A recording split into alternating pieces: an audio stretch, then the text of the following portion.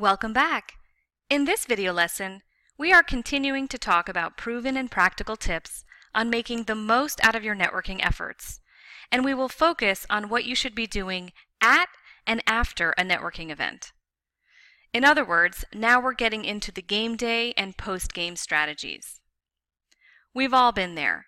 You go to a networking event, introduce yourself, have a nice chat, and then nothing happens. You may even try to follow up, but it doesn't really go anywhere, and you feel like it was a total waste of time. To become truly successful in business development, you must realize that rainmaking success is the result of real, genuine connections between people. While closing the deal is a critical component of the business development process, of course, you don't want to rush it.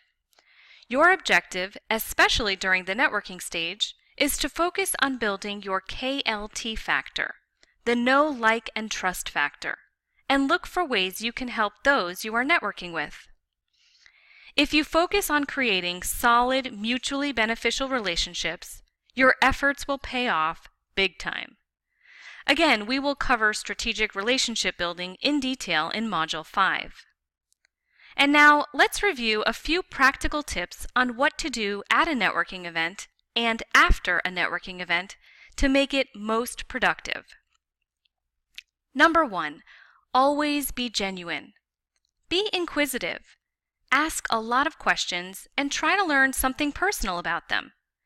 This is an especially good tip for shy or introverted people because the spotlight is on them, not you.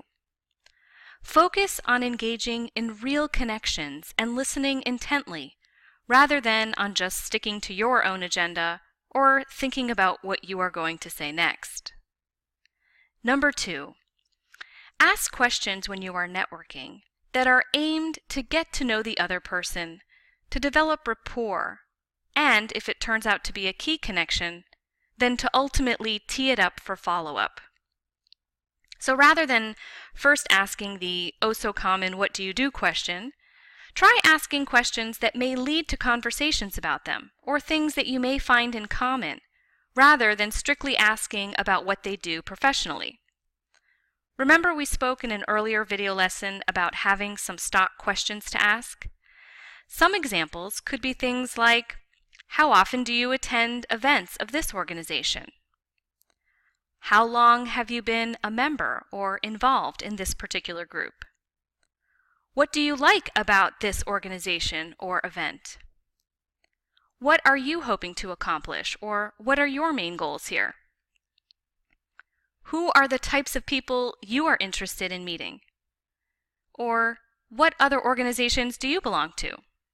You get the idea. Number 3, use their business card as a memory jogger.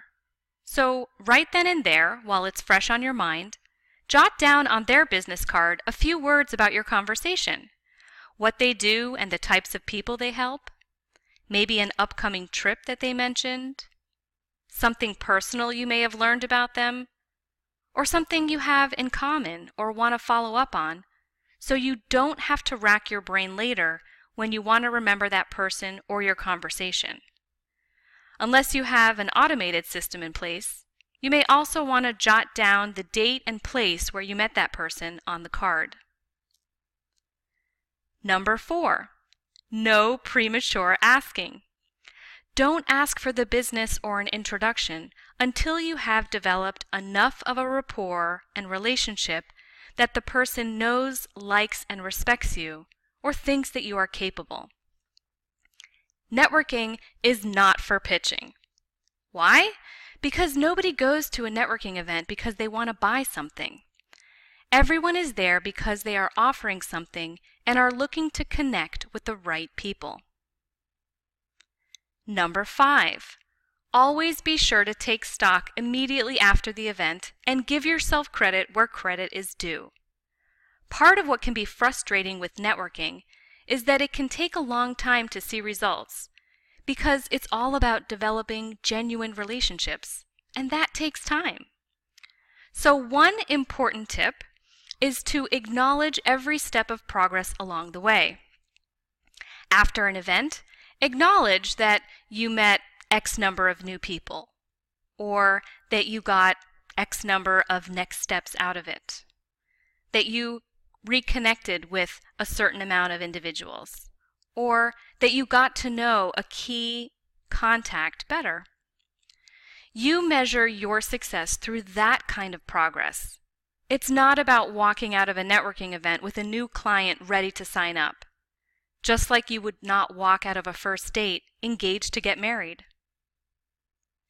Number 6, 90% of networking happens after a networking event, so it's all in the follow-up.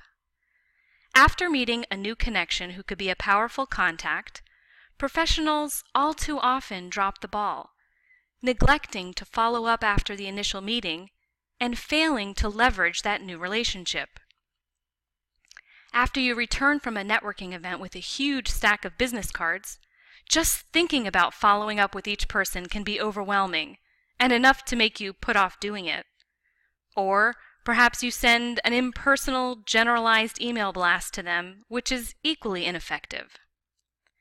You want quality over quantity because you cannot develop strong relationships with every person you meet, so the key is to make it doable.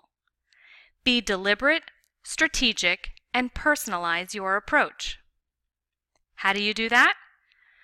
Within 24 to 48 hours after a networking event, go through your stack of cards and pick 2 to 3 cards of people with whom you want to cultivate a relationship, and focus your follow-up efforts on them. That makes meaningful follow-up much more doable. Then send a thoughtful, personalized email to each of those individuals, mentioning something specific that the two of you discussed, and do something to continue the connection. Remember to review the notes you took on their business card at the event, because this will help you make your follow-up much more impactful.